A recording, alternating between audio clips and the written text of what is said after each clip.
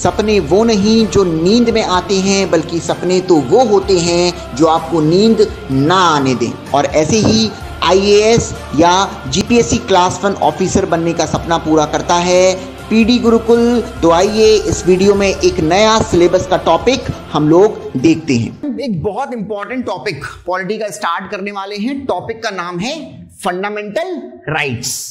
हिंदी में बोलते हैं मूलभूत अधिकार या मौलिक अधिकार। मूलभूत अधिकार या फिर हिंदी में और क्या बोलते हैं, मौलिक अधिकार भी बोलते हैं, है ना। बात करें तो ये कहां पर है, पार्ट 3 ऑफ इंडियन कॉन्स्टिट्यूशन में, चैप्टर 3 में इसके बारे में बात करी गई है। और कौन कौन से आर्टिकल्स इसके अंदर आते हैं, आर्टिकल 12 से लेकर आर्टिकल 35, 12 से लेकर 35 आर्टिकल्स जो हैं वो फंडामेंटल राइट्स यानी कि मूलभूत अधिकार के अंदर आते हैं। यहां तक बात क्लियर हुई, सिंपल सी बात। अगर मैं एग्जाम के पॉइंट ऑफ व्यू से बात करूं तो पूरी पॉलिटी में इससे इंपॉर्टेंट चैप्टर कोई नहीं है आपका, खास तौर से मेंस एग्जाम की बात करूं।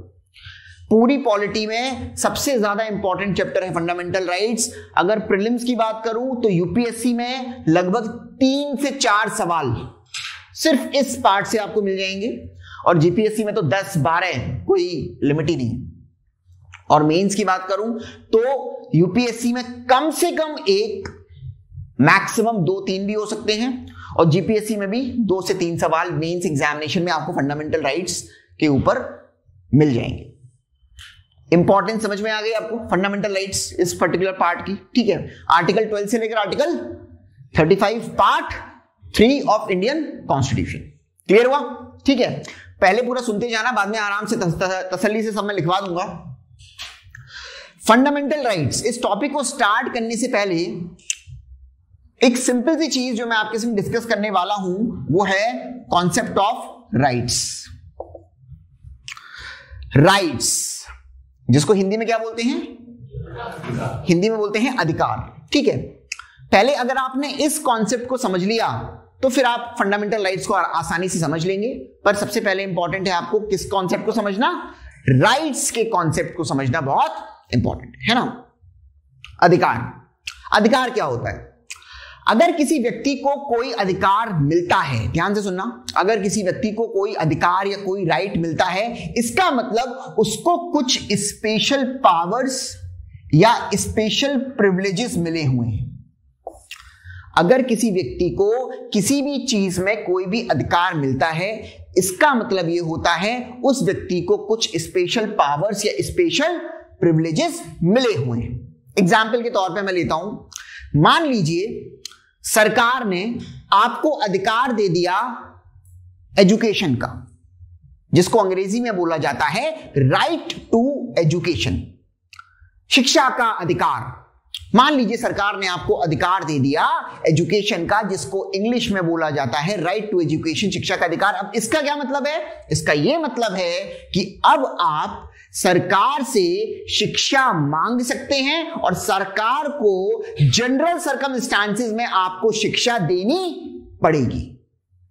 अधिकार का मतलब समझिए आप, राइट्स। जैसे मान लीजिए सरकार ने आपको अधिकार दे दिया, राइट दे दिया फूड का, खाने का। अब इसका क्या मतलब हुआ? इसका यह मतलब हुआ अब आप सरकार से खाना मांग सकते हैं और जनरल सर्कमस्टांसेस में यानी कि सामान्य परिस्थितियों में सरकार को आपको खाना देना ही पड़ेगा। Right to food. क्लियर हुआ ये चीज? अधिकार मतलब कुछ स्पेशल पावर या कुछ स्पेशल प्रिविलेजेस लोगों को दिए जाते हैं, और जनरल सर्कमस्टांसेस में बेसिकली ये स्पेशल पावर और स्पेशल प्रिविलेजेस जो है लोग मांगते हैं और सरकार को देना पड़ता है। ये अधिकार का वर्ड, इस जो अधिकार वर्ड है, इस वर्ड का मतलब क्लियर हुआ? राइट्स वर्ड का मतलब क्लियर हुआ? किसी तरह का कोई डाउट इसमें? चलो तो हेडिंग डालो फंडामेंटल राइट्स, आर्टिकल 12 से लेकर 35 पार्ट 3, और लिखो इसके अंदर पहली हेडिंग, पहले हेडिंग डाल लो ये फंडामेंटल राइट्स, आर्टिकल 12 से लेकर 35 पार्ट 3, और इसके अंदर पहली सब हेडिंग लिखो राइट्स, RIGHTS, राइट्स, और लिखो इसके अंदर rights are the benefits rights are the benefits comma powers given to the people and people can demand them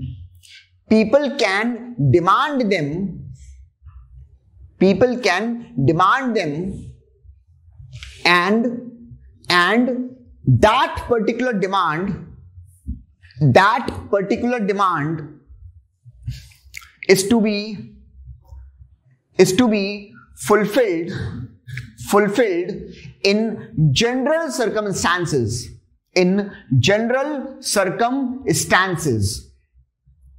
Full stop.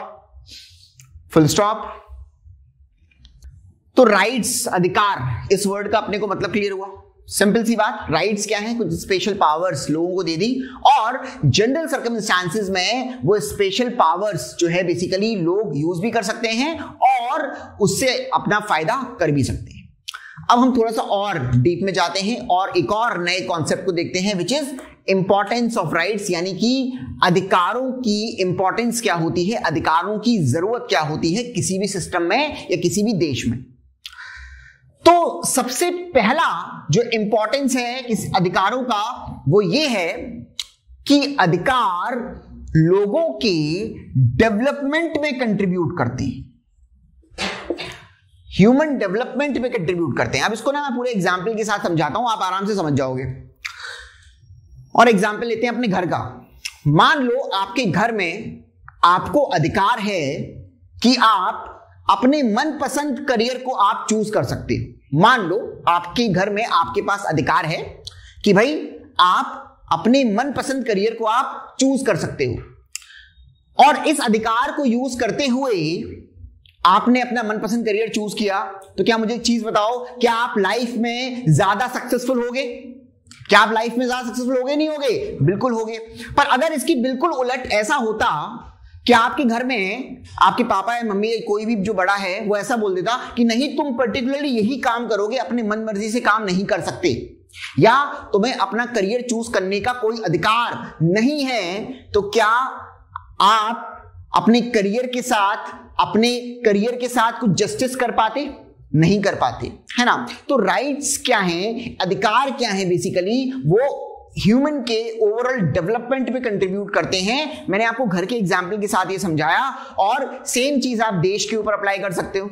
मान लो देश का संविधान, देश का कॉन्स्टिट्यूशन मान लो अगर आपको अधिकार देता है कि भाई आप अपनी मनमर्जी से कुछ भी काम कर सकते हो, कुछ भी पढ़ाई कर सकते हो, कुछ भी बिजनेस कर सकते हो, कुछ भी कर सकते हो, तो क्या इसमें at the end of the day फायदा किसका है? आपका है या नहीं? ये सुनो, आपका ही फायदा है। तो क्या मैं बोल सकता हूं राइट्स जो है ये ह्यूमन डेवलपमेंट में कंट्रीब्यूट करता है? अधिकार जो है ये किस चीज में कंट्रीब्यूट करते हैं? ह्यूमन डेवलपमेंट में कंट्रीब्यूट करते हैं। पहली चीज तो बिल्कुल सिंपल सी समझ में आपको आ गई होगी, है ना। तो हेडिंग डालो इंपॉर्टेंस ऑफ राइट्स और लिखो इसके अंदर, हेडिंग डालो इंपॉर्टेंस ऑफ राइट्स और लिखो इसके अंदर, rights helps in the overall development of human beings, overall development of human beings. तो पहला पॉइंट अपने को बिल्कुल क्लियर हुआ, अधिकारों की इंपॉर्टेंस हम लोग समझ रहे हैं। पहला पॉइंट बिल्कुल क्लियर हो गया होगा आप लोगों को कि अधिकार जो है बेसिकली वो क्या करते हैं? ह्यूमन का डेवलपमेंट करते हैं, ठीक है। अगर अधिकार जो है अच्छी तरह से यूज किए जाएं तो, है ना। जो सेकंड पॉइंट है अधिकारों की इंपॉर्टेंस यानी कि राइट्स की इंपॉर्टेंस, वो ये है कि अगर किसी सिस्टम में, किसी देश में या किसी डेमोक्रेटिक देश में लोगों के पास कुछ अधिकार हैं, तो ये अधिकार डेमोक्रेसी को स्ट्रॉन्ग करते हैं, डेमोक्रेसी को स्ट्रॉन्ग करते हैं। क्या डेमोक्रेसी के बारे में हम लोग पढ़ चुके हैं? क्या डेमोक्रेसी के बारे में मैं आपको बता चुका हूं? लोकतंत्र के बारे में मैं आपको बता चुका हूं। लोकतंत्र मतलब ऐसा सिस्टम जहां पर पावर किसके हाथ में है? लोगों के हाथ में है, पीपल के हाथ में है। लोकतंत्र मतलब लोगों का सिस्टम, है ना।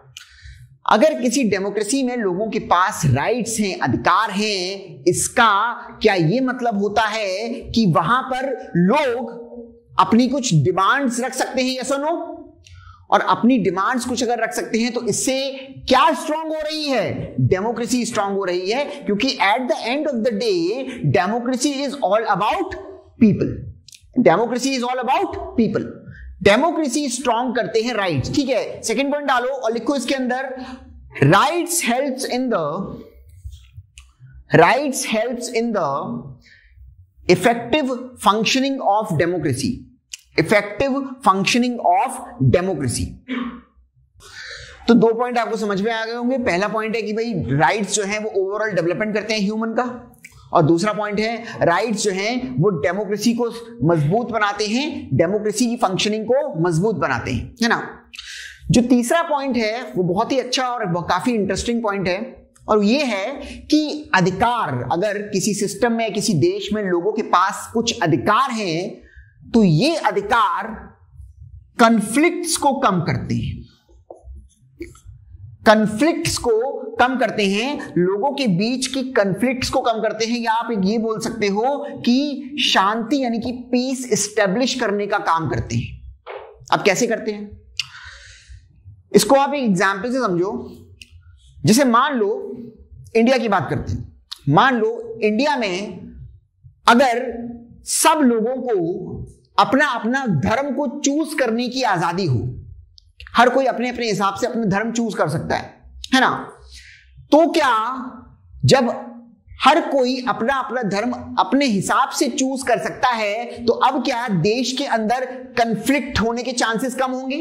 भाई एक सिचुएशन ये होती, सरकार बोल देती या देश का संविधान ये बोल देता कि सबको ये पर्टिकुलर धर्म चूज करना पड़ेगा, आपके पास कोई मनमर्जी नहीं है, आपके पास कोई अधिकार नहीं है। पर दूसरा सिचुएशन ये है, हर कोई अपने अपने हिसाब से अपनी मर्जी का धर्म चूज कर सकता है। दोनों सिचुएशंस में से बेटर सिचुएशन कौन सी है? सेकंड वाली। बेटर सिचुएशन है सेकंड वाली। ठीक है, फर्स्ट सिचुएशन में तो क्या बोल दिया सरकार ने कि आपको यही धर्म चूज करना पड़ेगा, अब इंसान की कोई मनमर्जी नहीं रह गई, कॉन्फ्लिक्ट्स जो है सोसाइटी के अंदर बढ़ेंगी। लेकिन सेकंड सिचुएशन में क्या हुआ? सेकंड सिचुएशन में सरकार ने या कॉन्स्टिट्यूशन ने बेसिकली ये बोल दिया कि हर कोई अपनी मर्जी से अपना अपना धर्म चूज कर सकता है। अब क्या जब हर किसी के पास अपना धर्म चूज करने की आजादी होगी तो क्या देश के अंदर कॉन्फ्लिक्ट्स कम होंगी? क्या देश के अंदर पीस बढ़ेगी? कॉन्फ्लिक्ट्स कम होंगी तो पीस बढ़ेगी, है ना। तो अधिकार कई बार क्या करते हैं, अधिकार किसी भी जगह पर या किसी भी देश के अंदर अगर लोगों के पास कुछ अधिकार हैं तो वहां पर वो कॉन्फ्लिक्ट्स को क्या करते हैं, लोगों के बीच कम करते हैं, या आप बोल सकते हो शांति क्या करते हैं, बढ़ा देते हैं। ये पॉइंट क्लियर हुआ? किसी तरह का कोई डाउट इसमें? ठीक है, थर्ड पॉइंट डालो और लिखो इसके अंदर, rights helps in avoiding conflicts in the society and maintaining peace. Importance of rights हम लोग पढ़ रहे हैं। पहला पॉइंट हमने पढ़ा कि ह्यूमन डेवलपमेंट होता है, अगर अधिकार होंगे लोगों के पास तो लोग अपने आप को डेवलप कर पाएंगे, है ना। दूसरा पॉइंट हमने क्या पढ़ा, डेमोक्रेसी को स्ट्रांग बनाता है राइट्स। तीसरा पॉइंट हम लोगों ने क्या पढ़ा, कॉन्फ्लिक्ट्स जो है राइट्स कम करेंगे, है ना। और जो चौथा पॉइंट है मैं आपको पढ़ाने वाला हूं, इंपॉर्टेंट पॉइंट्स, कि अगर किसी भी सिस्टम में या किसी भी देश में लोगों के पास कुछ अधिकार होते हैं, वहां पर ये अधिकार इक्वालिटी भी मेंटेन करने की कोशिश करते हैं। फॉर एग्जाम्पल, मान लीजिए हमारे देश में अगर लोगों के पास अधिकार है कि उनके साथ किसी तरह का भेदभाव नहीं किया जाएगा, मान लीजिए हमारे देश में अगर लोगों के पास अधिकार है कि उनके साथ किसी तरह का भेदभाव नहीं किया जाएगा, तो क्या ये अधिकार लोगों के बीच क्या क्रिएट कर रहा है, इक्वालिटी, समानता क्रिएट कर रहा है। तो अगर किसी भी सिस्टम के अंदर लोगों के पास कुछ अधिकार हैं तो वहां उस सिस्टम में ये अधिकार लोगों के बीच में क्या क्रिएट करते हैं, इक्वालिटी भी क्रिएट करते हैं। और आज के इस लेक्चर में आगे जाके मैं आपको बिल्कुल डिटेल में हमारे संविधान के अंदर इक्वालिटी से रिलेटेड कौन कौन से अधिकार दिए हुए हैं ये सारी चीजें पढ़ाने वाला हूं, तो वो हम आगे जाके पढ़ेंगे। मोटे मोटे तौर पर जो है आपको अभी यहां पर ये समझना है कि अधिकारों से किसी भी सिस्टम या देश के अंदर इक्वालिटी भी मेंटेन होती है। तो फोर्थ पॉइंट लिखो, फोर्थ पॉइंट लिखो, right help in maintaining equality in the society, maintaining equality in the society, maintaining equality in the society, full stop.